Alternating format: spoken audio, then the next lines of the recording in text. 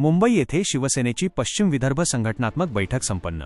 आगामी राजकीय दिशा आणि पक्षविस्तारावर केंद्रीय राज्यमंत्री प्रतापराव जाधव व मंत्री संजय राठोड यांच्या उपस्थितीत सखोल चर्चा।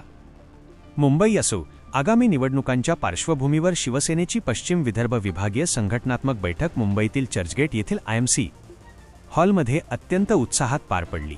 केंद्रीय आरोग्य व कुटुंब कल्याण राज्यमंत्री प्रतापराव जाधव यांच्या ऑनलाईन प्रमुख उपस्थितीत आणि राज्याचे मृद व जलसंधारण मंत्री संजय राठोड यांच्या प्रत्यक्ष उपस्थितीत झालेल्या या बैठकीत पश्चिम विदर्भातील पक्षाची ताकद वाढवण्यासाठी महत्त्वपूर्ण रणनीती आखण्यात आली।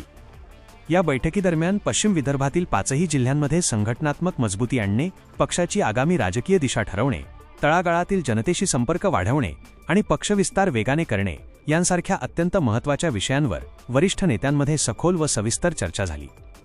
महायुती सरकारच्या लोककल्याणकारी योजना जनतेपर्यंत पोहोचवून प्रत्येक गावात शिवसेनेचे नेटवर्क बळकट करण्याचा निर्धार यावेळी व्यक्त करण्यात आला। या उच्चस्तरीय बैठकीला विधान परिषद सदस्य बच्चूभाऊ कडू, आमदार संजय गायकवाड, माजी आमदार गोपीकिशन बाजोरिया, माजी मंत्री तथा पश्चिम विदर्भ संघटक जगदीश गुप्ता, माजी आमदार डॉक्टर शशिकांत खेडेकर, माजी आमदार संजय रायमुलकर, माजी आमदार नारायण गव्हाणकर, माजी आमदार ज्ञानेश्वर धाने पाटील, माजी आमदार श्रीकांत देशपांडे आणि शिवसेनेच्या उपनेत्या प्रीतीताई बंड प्रामुख्याने उपस्थित होत्या।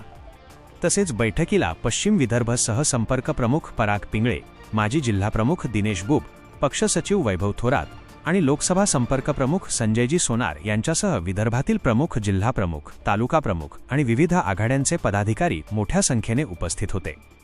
आगामी काळातील आव्हानांना सामोरे जात पश्चिम विदर्भात पक्षाचा भगवा अधिक ताकदीने फडकवण्यासाठी सर्व नेत्यांनी एकत्र येऊन काम करण्याचे आवाहन यावेळी करण्यात आले।